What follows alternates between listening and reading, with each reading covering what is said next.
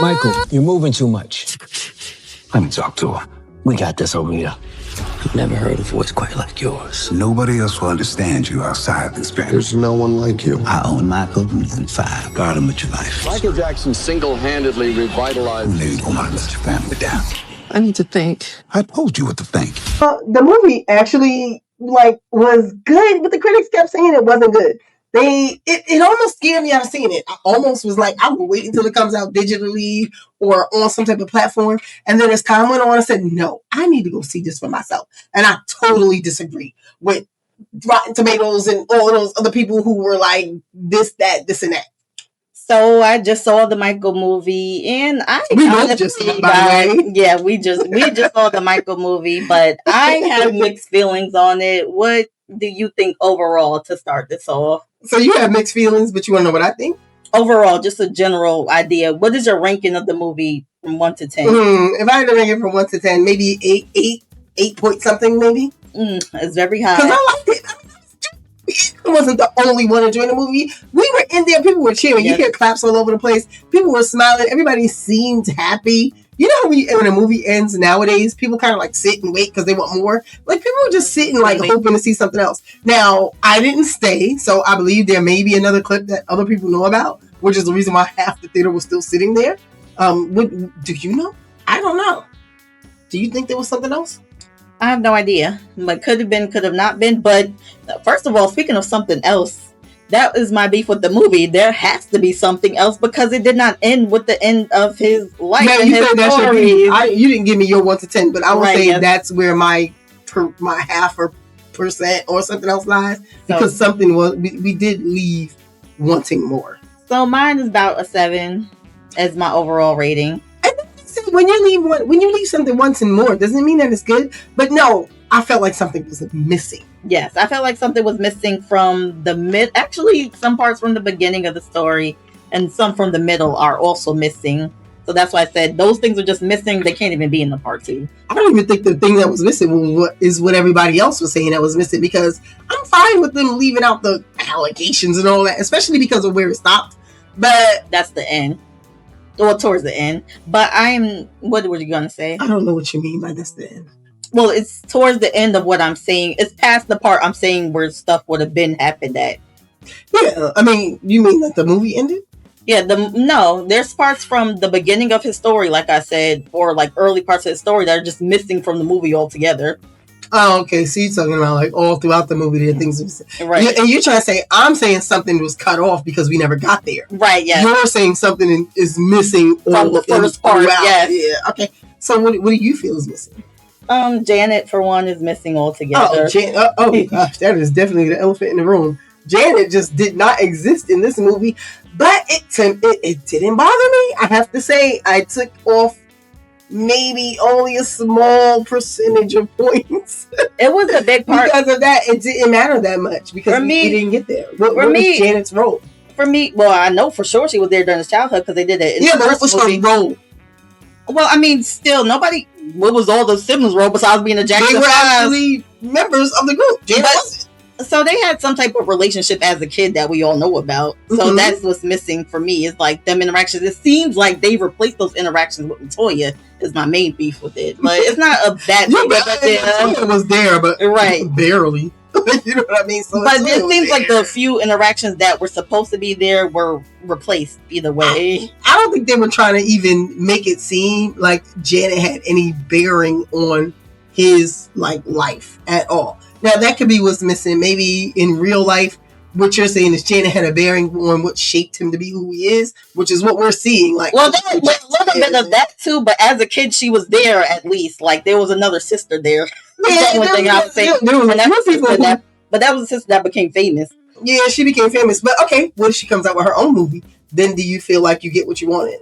Yeah, of course, yeah. Because that's what I felt like. I felt like the stuff about Janet was literally about Janet. Yeah, a lot of everything that I remembered about Janet was about Janet. So they need to have a movie called Janet. Besides the Scream movie, yeah, I was saying. And we didn't get there. Video, right? Yeah, that's the part we didn't get there.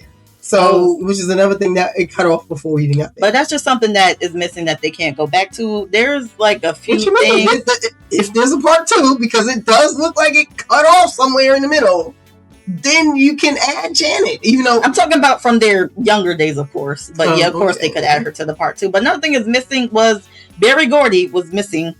Barry Gordy was in the movie, played by Larenz Tate. He was missing for the most part from the movie. His whole relation to him was he was not missing. He was there. He was just barely, like I said. He was just there very little bit. So I'm saying, what I'm mentioning now is the stuff that we can't go back to because it would have been during that part in the story. Mm-hmm. So that part of the story is what's missing from that era. Okay, so all right. So being that Barry Gordy showed up, what do you feel was missing? What do you remember about Barry Gordy that they didn't have in the movie? I don't remember none of this, but I'm missing it. Yeah, but so now, you be talking about your experience watching it. My experience watching this does have a lot to do with what I hear online, though. So what I hear online is, and from you and other people, their relationship, his relation to Barry Gordy was missing from pretty much everybody that I heard about it. So I would feel like that's missing from the movie too. And because I like Larenz Tate as an actor, I definitely wanted to see more of him too as well. Now that's where I was. I feel like when you watched it, were you like, "Ooh, where's the rest of Barry Gordy?" What did you think about that after the fact?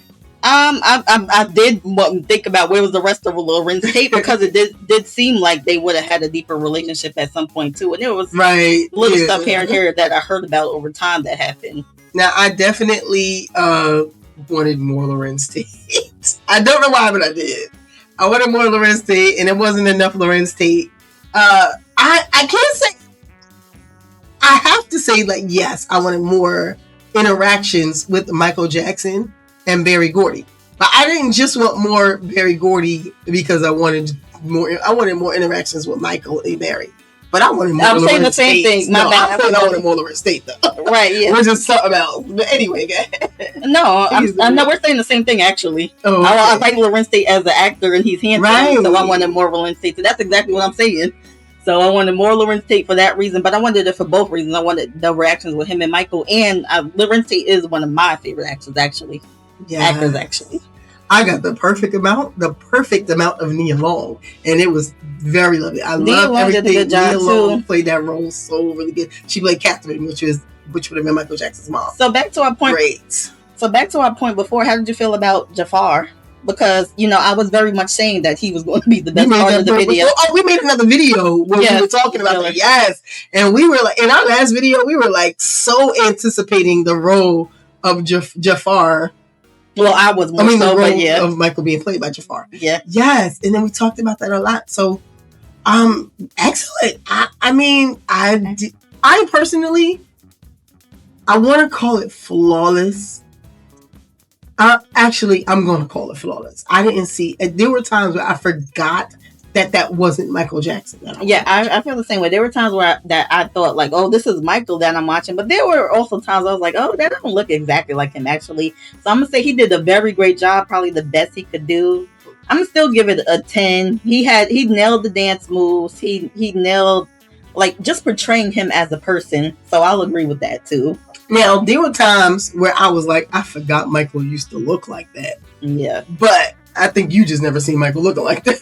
Well, no, I mean, I definitely seen him in The Wiz, so I did see him look in different type of ways. Yeah, so I never really got to a thing where he doesn't look exactly like Michael, but I definitely was like, I forgot Michael used to look like that. Yeah. I forgot Michael used to, I didn't forget about that voice. His voice is always unique. Yeah, his voice. Oh, he nailed the voice, though. I'll say that's the thing. I'll definitely get that a 10 out of 10. Did you hear people were saying he actually scaled his voice down for like Michael, the real Michael in real life? They were saying like even that voice, as high pitched as it was saying that even that was a scale down from his regular voice. Scale down. Yeah, I'm like, oh, that's interesting. I don't know how true it is, but it would be interesting. It could be. But okay, so we go to Jafar playing Michael, right? I think, like I said, I'm going to call it flawless, at least for the movie. Because watching the movie, there was never a point where I was like, hey, I don't look like Michael Jackson. The one I did was go, I forgot Michael used to look like that. Oh, you forgot. I didn't forget how Michael used to look though. Like, and of course I remember like, oh yeah, Michael did like look like that at one time. And then like we would go through the transition of noses. Now, you said you didn't like that either. Like they didn't like say, they didn't make it clear every nose transition. They show one and then all of a sudden his nose just keeps. Well, yeah, I just wish they would have showed every time he changed it and made it more clear. That was it. Mm-hmm. The moves though, the dancing, the stage presence, everything that was excellent, flawless again. It's just it felt really good. It felt really like, I wouldn't say it felt like I was there. The IMAX experience was wonderful. I love that. Now there was something about the IMAX experience nobody told me about, but when I got there, it was good. They had camera angles that were like from like high, like over, like they're like in the sky and you kind of look down, so it makes like look like you're up there looking down at the city or at the event, sometimes the stadium. Like the image is for the audience from like the sky view, and it is lovely. It almost feels like you're sitting up there looking down, and then the camera like pans in and eventually it gets all the way, like, so there's one way is a stadium, and I think this is Dodger Stadium. I'm assuming they use drones, which is making revelations. I think it is. Is it revelations in filming? But you're high. You're in the sky. You see it from like a sky view, and then it pans down, and then you go all the way up to the stage, and eventually it's a close up on Michael. I think you meant revolution. Well, maybe. Revolution is a little different. Revelation is the wrong word, I'm sure. Revelation is definitely the wrong word. Maybe revolution and revolution are the wrong word. Yeah, I know revelation is the wrong word because that's like something that you reveal, right? Yeah. That's when you reveal something. What is the word? What you're saying? Completely different innovations. Innovation, yeah, that sounds right. Yeah, progressing to new technology. Yeah, I get what you mean. Yeah, I didn't mean to use revolution or revelation. I don't even know why that word came to my mind. Anyways, back to the movie though. I like that in the movie something I didn't know before was that he actually used real gang members. You probably didn't know this, but I didn't know he went to them and gathered them together, and he was inspired by seeing the gang violence on the TV and all that stuff. That's something I didn't know about his whole story. So that was cool for the Beat It video. That was something that I just thought was cool that I didn't know before. Now I have to add that there had been some tears shed on my part. I was trying not to make it obvious. I was trying to like wipe real quick. But there were several parts that kind of like brought little small tears. A lot of the emotional moments, especially like the moments with the families, and the one where Catherine, the mom, was like watching him be hard on the boys. And then she's like watching from a distance, and then Catherine's watching who be hard on the boys? She's watching Joe. Sorry, she's watching Joe as Joe was being. I said him because a picture of him was right there, and I looked at it. She's watching Joe, and Joe is being hard on the boys while they're like doing like a practice performance, and he's really kind of picking on Michael. I wouldn't say picking on him, but trying to get him to do better. Like, look at me. Michael struggles the whole time, which that's new to me. I didn't know Michael struggled with being still or taking direction so much. So it makes sense because he was a kid. Yeah, as a kid. Yes, but it's interesting. Like, so was he really? I don't know. I also thought it was a little bit of he really just didn't want to listen to Joe, but it could have been a mix of both. Well, I don't know, because he struggled when Gordy told him to be still too. Right, yeah, but that was him being still. But then Barry kind of liked it. Yeah, right, yeah. He was like, it's okay, we'll be all right. Don't worry. Joe was like, give him 5 minutes with him. We like, oh no, here we go again. Barry's like, nah. So it did seem like in that case, like he needed to feel the music, and that's how he got into it, and that's how it turns out to be so good. Like. And I was looking at it like, this is why he's able to do all that extra energy, high energy stuff. Like, he's able to move on stage while he's singing, and he knows what works for him, and he knew what worked for him as a kid. Like, he already had that. So back to what I don't know if I said this, but my young millennial self did not know some things about Michael Jackson until this movie, actually. I must have missed the last movie about him. But I did not know. I did not know how much creative control he was in behind everything. I didn't know he planned to be the best artist in the world, and he even mentioned Prince and he really thought he was that guy, and made sure he got pushed to be that on his own. But as a kid, he was being reinforced with how, especially even his mom was telling him, like, you're special, you have something special, right? Yeah, and she told him, don't let anybody take it away from you, not even yourself. Yeah, and he, it seems like he took that. He really went through with it, even with the labels, the the Thriller video, he had to push the labels for that to be played on MTV. Mm-hmm. It was like, yes, well, he his knew manager he did wanted, too, but and it seems like he knew how to get it. Yeah, and he was like, "This is what I want. It's either that or nothing." Like, and they were like, "All right." In fact, he became so much in control that he took over other people's music catalogs later. That's a whole nother story. Yes. One of my favorite parts, though, and I feel like the audience loved this too, was when he finally fired. Well, he didn't fire Joe, but he fired Joe through his new manager. Yeah. And then that fax. So here's the part. The fax comes through and it says you're terminated. And he looked at it. The audience in the theater with us was cheering. Like, they were like clapping. And I was like, yes, finally. We were waiting for this. Yes, but that's one thing, of course, most of us did know that happened. Well, not how I didn't know it happened through a fax. I didn't know it happened. But most people know he got fired eventually, at some point. Joe wasn't his manager anymore. And that was the most.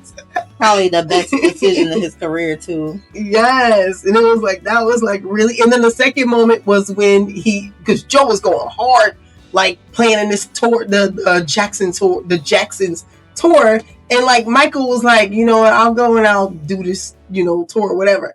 And then you hear Joe behind the scenes, like telling everybody, like, yeah, we're gonna keep going, we're gonna go here, we're gonna go around the world. And on stage, Michael's like, I want to make an announcement. Yeah, nah. And he's looking Joe right in the eye, like, it's crazy. I love it. And he's like, basically, like, this is our last show. And the other part I love was how the brothers was like, all right. And they just like were on board with it being the last show. Like, they all kind of like, they went at the end, they took they held hands, they bowed, and it was like Jackson's. Well, like, by the way, it was just dope. Yeah, by the way, Jermaine Jackson was the main person that helped produce this show. Well, Jermaine seemed to like the way it went. Yeah. Well, he had a big hand in how it went. Yeah. I'm starting to think Jermaine agreed with a lot of what they were saying about. Well, he had to. Wasn't his son that's in the movie? Yeah. So yeah, definitely. So I think, and I believe Jermaine and Michael were the closest brothers. Okay, that would make sense. Well, or Jermaine was the closest brother to Michael, is what I should say. Well, can we go with the fun fact here? Yes, be able to say. Speaking of him, I did not know he had so many siblings. Actually, I did not know that. Speaking of Michael or Jermaine, I did not know Joe and his kids. I did not know there were so many of them. I knew about Michael and the Jackson 5, of course, and LaToya and Janet, but that was all I knew about. So altogether, Joe and Catherine had 10, right? Well, they 10 produced 10 children. Yeah, there were like maybe 6 or 7 in the movie.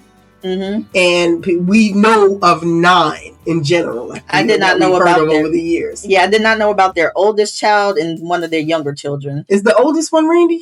Reby. Sorry, Reby is the older one. I did not know they existed. I didn't know about Reby Jackson. Reby Jackson did some stuff back in the days, but you probably know. I didn't know. But Jackie, Tito, Jermaine, and Marlon, of course, I knew about. Along with Michael, they were the Jackson 5.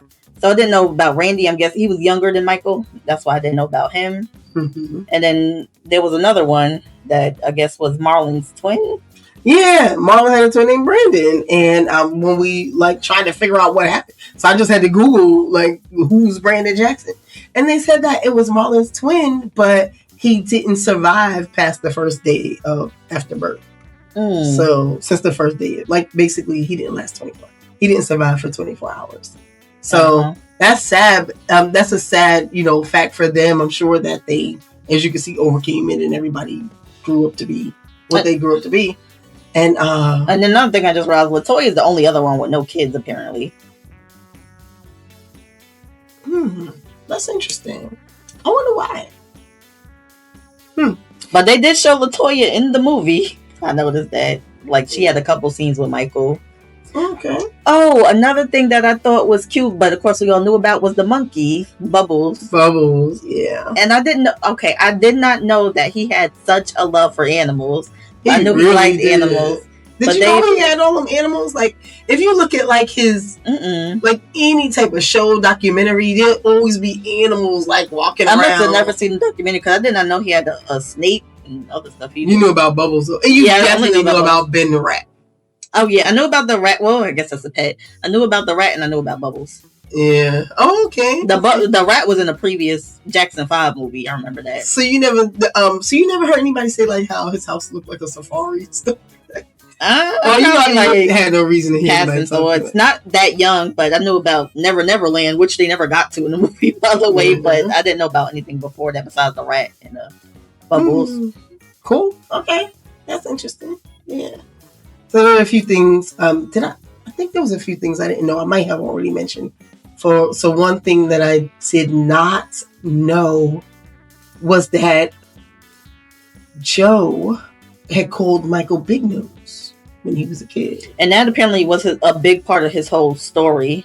Yeah, like since the movie has been like getting hyped, you see like there's like a video of Jafar saying that one of the biggest misconceptions about his uncle was that he wanted to become white. Yeah, and he was saying that the movie is going to clear that up, and I assume he's talking about between the nose and the vitiligo.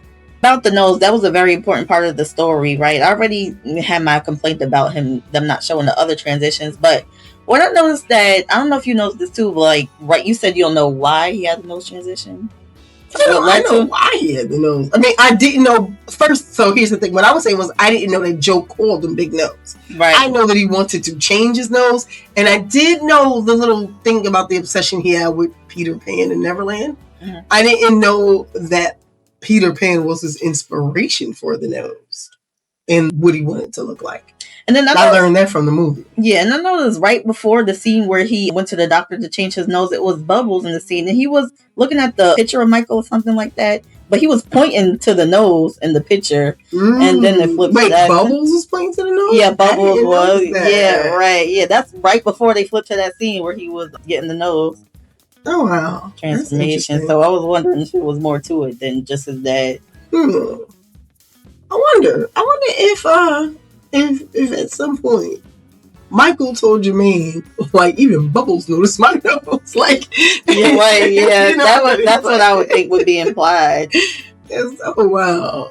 But he definitely, seemed like he's talked to those animals seriously. Like, yes, I didn't. Okay, I did not know the animals were his friends for sure. That's something I learned from the movie. Like those were. Well, I guess I kind of did know he was not social in a certain way, but I didn't know how he like had such an attachment to the animals. Besides Bubbles, of course. Yeah, and I can see it. People always say child stars are usually like. They usually have like social disconnections, or they have anxiety issues, or they end up going through some type of break, whether it's drugs or whatever, or some type of mental or just emotional issue or whatever. But in this case, it looks like for him, he substituted his childhood connections or social connections by being friends with animals. Yes, it definitely did. And it might have helped him a lot. It might have helped, calm his nerves a lot and things like that. And helped him with dealing with stuff like anxiety and those type of things. He seemed to not like medicine at first. Eventually, he had to get on medication. But he seemed to be, like, the movie portrayed it as if he didn't like medication. Yeah, he definitely, like, in the movie, they tried to portray that he was trying to avoid the medications as much as possible. But we know later in life that... he had the accident, which they show. They do show the thing with the lights and the hair catching on fire in the movie. They do show that. And then they show, like, that's pretty much the first time he was forced to take medication. Yeah. Well, not forced, but he had to.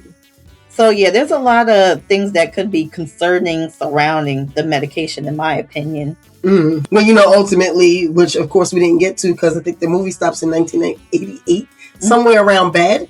And so we never get to the part where the medications get severe to the point where, we know that speaking of where medications ultimately ended his life. Speaking of where the movie ends, not to keep going to an old point, but another thing about what they left out of the movie was Diana Ross.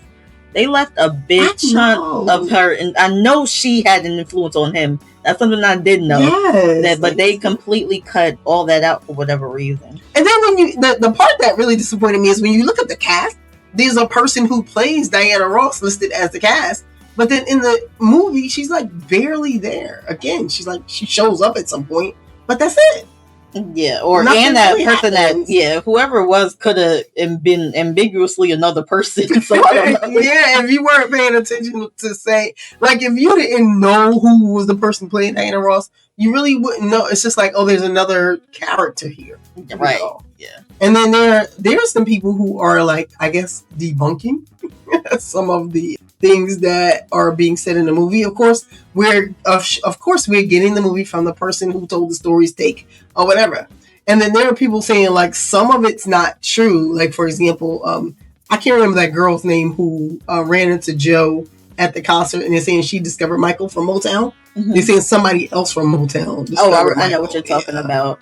And then just other little things, they're saying like the story is just told incorrectly. Same story, just small little truths and facts need to be moved around. Yeah, but I think that one was complicated because really how he was discovered was by people here and there, and then it all comes together over time. So that's why that one was always going to be complicated. But I'm wondering, people, if the main parts of the story is right, that's fine. Like, all the little tiny details, sometimes they do get mixed up, or they get portrayed wrong, or they get portrayed wrong intentionally in a movie for aesthetics. But I didn't know his driver had such a huge role on every move he was making. That was a big decision. I love his driver in the movie. Like, I love the way he was so supportive. It was a security guard, but I guess the security turned into his driver. But yeah, so he was a security. Well, they listed him as a security guard and driver. Yeah, I loved everything about how the way he interacted with Michael. That was really good. I don't even know if that person is still alive. Is he still alive?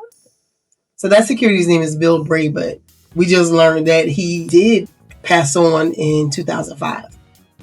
But he was 80 years old, so he lived a nice life. But it was like they're saying he was like a police officer or something like that, right? Yeah, police officer services security guard. Yeah, he was a police. So he had his own police officer technically. Right, he had his own personal police officer, which a lot of people have. But they're saying that he was like a second father to Michael Jackson. That's cool. And they were really close. So what they were saying about the other dude. So I guess that was more true about this dude. And this is a real picture of Michael. So look how good they portrayed. Like, because if you look at the person who played Bill Bray, I would assume that was his son. Like, the way he played him in the movie, he looked a lot like him. Yeah. So it seems like Bill Bray. My bad. I meant to say it seems like Bill Bray was actually more of a second father than Barry Gordy. Him, at least how they portrayed it in this movie. Yeah, the way they show like he's an advisor and stuff. Yes, the way you see it in the movie, he seems like a lot closer to Bill Bray than to Barry Gordy. Mm-hmm. And he was even the one that told he got him out his family house, like he ran away. Technically, he was like, just go. And then that's when isn't that when he had to put the sunglasses on because he was crying? Yeah, there was a big crowd outside too, and then he put the hat and the sunglasses on. Now that's the part that I have to say, I feel like it wasn't really as intense as we seen it. Like when he did like the news reports and like in real time. When you see those fans approaching Michael in his car, whether he's coming out the house or whether he's just driving around, they are like attacking. They're like climbing on the car. They're trying to reach into the windows. They are like trying to touch him. They're doing everything. Now, and then you said at the end, we're like, throughout the movie, we don't see the part where the fans like fainting and all that. Yeah, like at the end where he was doing that, I guess it was he was doing this long performance at the end. It was like, I guess it was like a few. Was that bad? Songs. No, it was a few different songs he was doing at the end. It was like but it was like a big audience. But then you see people being carried out on a stretcher at the end, all type of stuff. You did see a whole bunch of fainting at that part. I would say that. Mm-hmm. But they don't. So you don't see the part where he's just walking and people are fainting. Like he'll be walking through a door, like walking up with the security, and then people will be out there crying, screaming, and some people will be. It was just like, I mean, I guess there's a psychological part, or maybe just like a part where you get so anxious or so built up or so excited that your excitement gets you to the point of exhaustion, maybe, and it makes you faint. Like I had to find out, like medically, how did these people end up fainting? Like it might be a cross between like psychology and like actual physical medicine. I mean, medical issues that are caused by how you feel when you see your favorite celebrity. Like, the feelings you get, the anxiety you get, maybe all the endorphins, all of the rush and all of that. And that rush probably causes you to have a physical reaction which overwhelms your body, that probably causes you to faint. like, what makes people faint? Like, you know, like, I wouldn't have fainted. At least I don't think so. You know what I'm saying? So what makes people faint? Okay, so I just found out that it is the vasovagal response. It's the thing that makes people faint in general. Like, the excitement when they see, like, the celebrities, it causes their heart rate to speed up, and then their blood pressure starts to get high, and then I guess what happens really quickly, it blocks off the circulation, causing them to faint. That's crazy. Right? So, or it blocks off the blood. Well, that sounds crazy. Triggers fainting.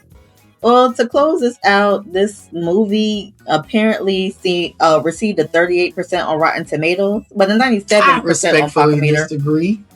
So in this case, the 38% means that 38% liked the movies, while the 62% didn't like the movie. They gave it a negative review. So what's the 98% over there for me? Only the critics could do the tomato meter. Got you. Okay. So it's like it goes by who did the input. Well, it looks like the people disagree. Yes, with the critics. So yeah, and then we went to the movies and we saw that. Well, it seemed like in the movie theater we got an overwhelmingly good response. And then everybody who I asked, everybody I spoke to who's seen it, everybody seems to feel like it was overall good. So I have to say, yes, liked. Yeah. Were there things missing? Yes, but overall liked. Yes, thumbs up. Yes, for sure. Go but see it. But at the end of the day, this movie is going to get a whole bunch of people seeing it, no matter what the critics say. Yes, all the hype alone. Didn't we already beat the opening day revenue for a biopic? Yeah. Okay. So first of all, I think it already been past the one for another musical biopic. But I think now it has So it's a musical biopic all overall. Right. Yeah. So like a biopic overall, the person who had the movie who had the highest opening day revenue was Oppenheimer. Oppenheimer. And I think the music one was, I mentioned it last week. Was it Bohemian Rhapsody? Yeah. I know Oppenheimer was like 33 million, and this one on opening day was 40 million. And I'm sure that's climbing.